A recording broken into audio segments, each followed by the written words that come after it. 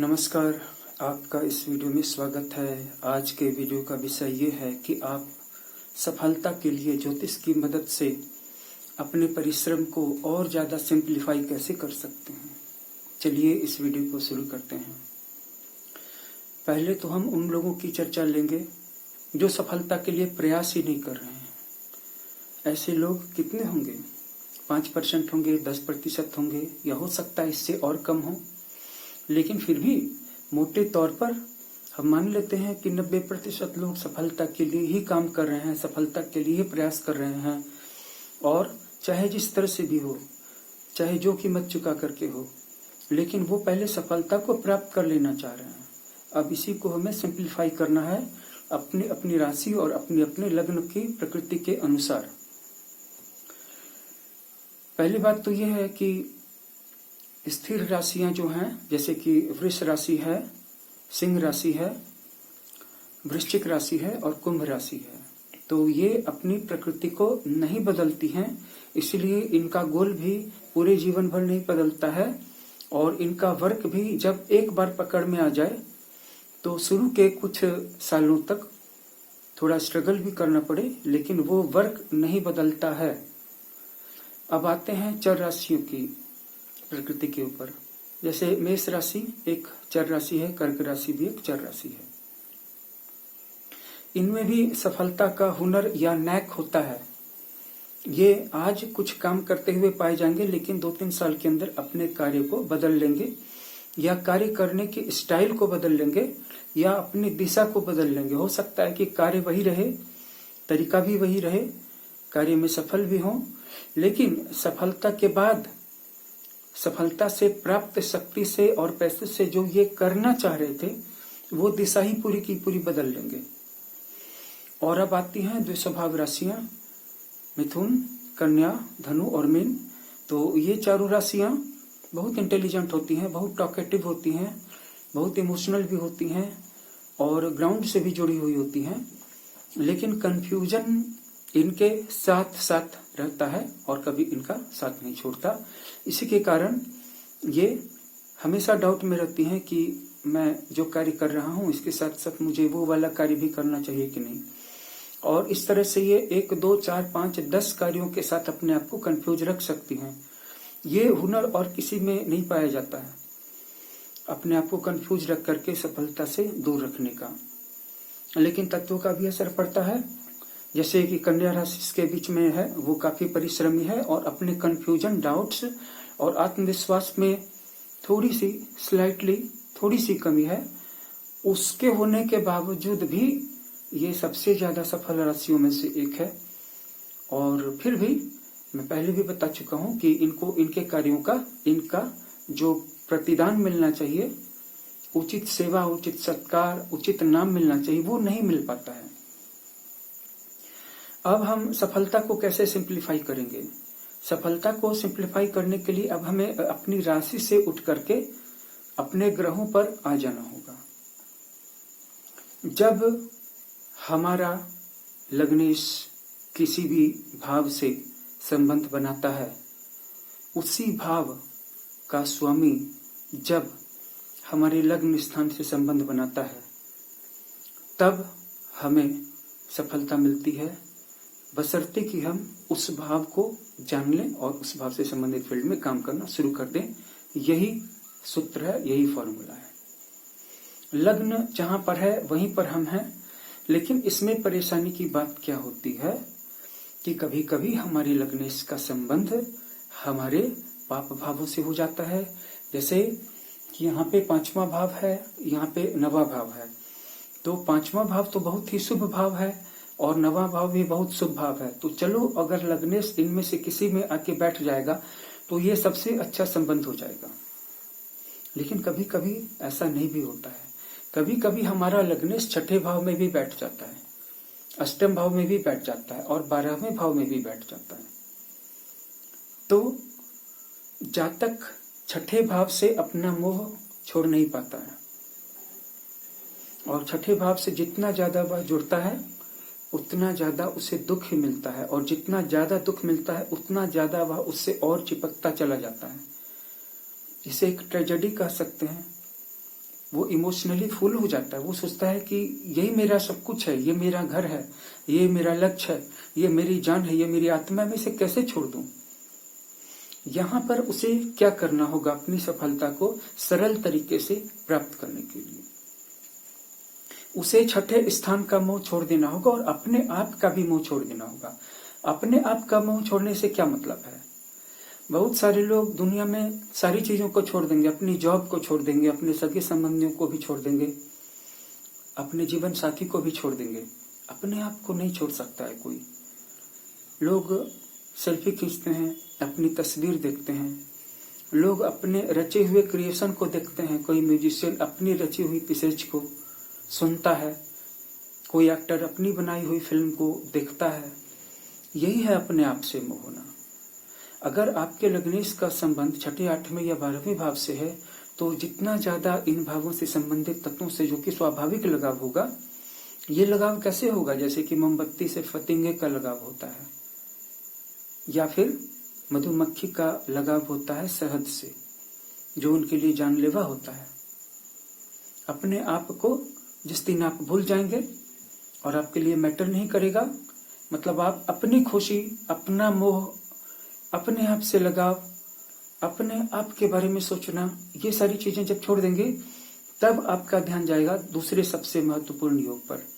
और पूरी कुंडली में तलाश कीजिए, क्या तलाश कीजिए कि कौन से दो भाव आपस में कनेक्टेड हैं किसी भी तरह से। हो सकता है कि वो 5वां भाव हो, 11वां भाव हो, 5वें भाव का स्वामी 11वें भाव में हो या 11वें भाव का स्वामी 5वें भाव में हो। चलिए इसे इस तरह से समझिए, आपकी जन्म कुंडली है, उस जन्म कुंडली में जो भी ग्रह बैठे हुए, जहां भी बैठे हुए, वहीं से शुरू कीजिए। सारे के सारे 12 भावों में तो ग्रह बैठे नहीं होंगे, किसी न किसी भाव में तो ग्रह बैठे ही होंगे, बस उन्हीं भावों को लेकर के स्टार्ट हो जाइए। अब देखिए कि किस भाव में एक से ज्यादा ग्रह बैठे हैं। बहुत कम लोगों की कुंडली में एक एक करके ग्रह बैठे हुए हैं, ऐसा नहीं होता है। बहुत लोगों की जन्म कुंडली में 2 ग्रह भी बैठते हैं, 3 ग्रह भी बैठते हैं।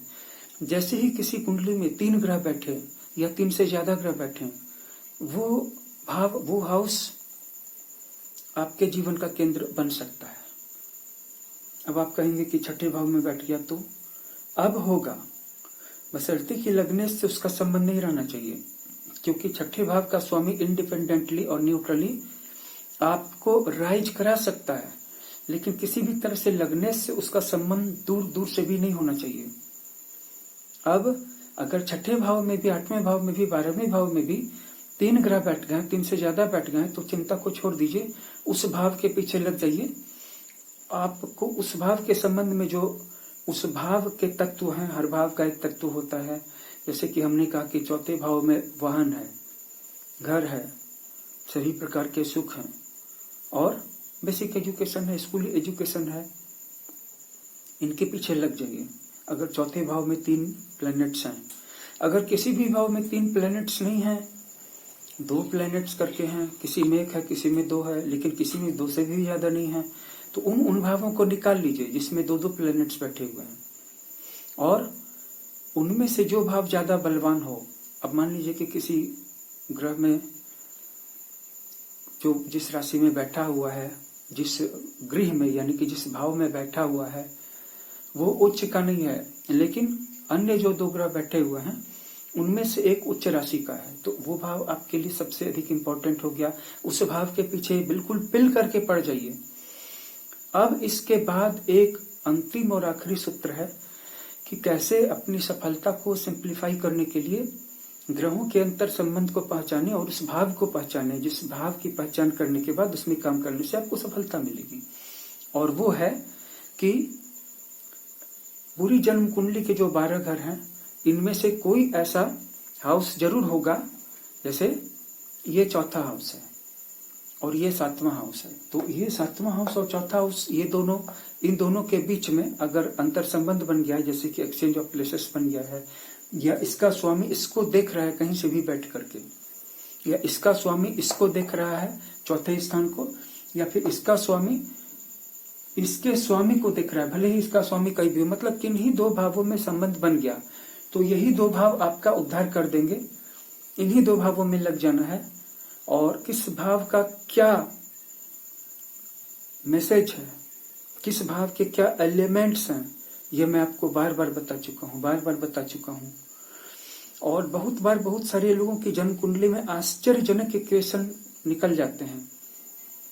और वो इक्वेशंस क्या होते हैं कि एक्सचेंज ऑफ प्लेसेस होते हैं, या कि जैसे कि मान लीजिए कि चौथे स्थान में कन्या राशि है, तो कन्या राशि का स्वामी बुध जो है किसी ऐसे ग्रह के स्थान में बैठा है, जैसे मान लीजिए कि यहाँ बैठ गया है बुध, तो यहाँ पे अगर कन्या राशि है तो यहाँ पे कुंभ राशि पड़ेगी, तो कुंभ राशि का स्वामी शनि है। अब शनि कन्या राशि से या मिथुन राशि से या बुध ग्रह से युति या दृष्टि का संबंध बना ले तो हो गया ना दोनों का परस्पर संबंध। तो फिर यही दोनों भाव आपके साथ बढ़ जाएंगे। अब जैसे नवम भाव की चर्चा कर ली है, नवम भाव के बारे में अपने कल के वीडियो में भी मैं बता चुका हूँ कि ये जो है धर्म का, तप का, गुरु के द्वारा दी हुई साधना का, दीक्षा का और तीर्थ यात्रा का संकेत है। लेकिन ये भाग्य का भी है, जिसका मतलब है कि जिनके नवम भाव में 1, 2 या 3 प्लैनेट्स बैठे हुए हैं और उनका संबंध किसी भी केंद्र के स्वामी या लग्न से के स्वामी से है, या डायरेक्ट लग्न से है, या किसी भी केंद्र से या किसी भी त्रिकोण से है, तो ऐसे व्यक्ति जितनी ज्यादा तीर्थ यात्रा करेंगे, जितना ज्यादा मंदिरों में जाएंगे, जितना ज्यादा तपस्या करेंगे, उतना ज्यादा इनका भाग्य बढ़ेगा, पैसे आने लगेंगे, पैसे आने का रास्ता खुल जाएगा। लेकिन अगर नवम भाव के स्वामी का संबंध छठे भाव से है तो क्या होगा, जितना ज्यादा मंदिर में जाएंगे उतना ज्यादा दुख के दिन शुरू हो जाएंगे। क्यों शुरू हो जाएंगे? क्योंकि इनको अपने लाइफ का टास्क नहीं पता है। अगर इनको अपने लाइफ का टास्क नहीं पता है, इनको पूरब की ओर जाना है और ये दक्षिण की ओर जाएंगे तो दुखी मिलेगा ना। ये तो जन्म कुंडली ही बताएगी कि मंदिर जाना या धर्म करना या तप करना या जप करना, गुरु की दी हुई साधना करना, दान करना, ये आपके पर्टिकुलर आपके लिए कल्याणकारी होगा या नहीं होगा। अब दसम भाव है और पंचम भाव है। पंचम भाव क्या है? विद्या का है। दसम भाव प्रोफेशन का है। जिनके पंचम और दसम भाव का संबंध हो जाएगा, ऐसे जातक पांचवा भाव विद्या का भी है और भगवान की भक्ति का भी है, अर्थात आपके इष्ट का भी है। तो जितना ज्यादा पढ़ाई लिखाई करेंगे, जितना ज्यादा तैयारी करेंगे, उतना ज्यादा इनकी किस्मत चमकेगी। अपने आप इनका समय बदल जाएगा। और इष्ट की भक्ति, अपने इष्ट को आप पांचवें भाव से पहचान सकते हैं। आपके पांचवें भाव में जो राशि पड़ी है, उस राशि के हिसाब से आपका इष्ट है। और इन जनरल भी जिनके पंचम भाव का जो भी स्वामी होता है, उस भाव के स्वामी के हिसाब से अपने इष्ट को, चाहे वो देवता हो या कोई देवी हो, उसके हिसाब से उनकी भक्ति करने से लोगों का समय बदलता है। तीसरा भाव पराक्रम का है।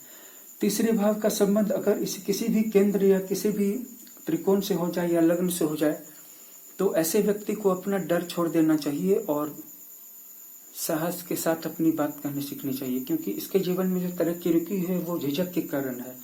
जितना ज्यादा निडर होकर बोलेंगे, जितना ज्यादा मुंहफट होकर के, स्पष्टवादी होकर के, स्ट्रेट फॉरवर्ड होकर के बोलेंगे, खुल करके बोलेंगे, उतना ज्यादा भाग्य चमकेगा, उतना ज्यादा साथ देगा। इसके बाद अगर 12वें भाव का संबंध आपके लग्न से हो गया है तो बिल्कुल निडर हो जाइए, किसी भी चीज की चिंता मत कीजिए। जितना ज्यादा चिंता करेंगे उतना ज्यादा काम बिगड़ेगा, और जितना ज्यादा बेपरवाह हो जाएंगे, चिंता छोड़ देंगे, उतने सब काम बनने लगेंगे। ये आश्चर्यजनक विरोधाभास है, ये सब कुछ नियम है। और ज्योतिष अपने आप में एक अनंत ज्ञान की धारा है। इसलिए हम आपसे फिर मिलेंगे। हमारे चैनल को सब्सक्राइब कर लीजिएगा, इस वीडियो को लाइक और शेयर कर दीजिएगा। अगर आपका अपना कोई क्वेश्चन हो तो हमारे व्हाट्सएप नंबर को नोट कर लीजिए। Thanks for watching. धन्यवाद।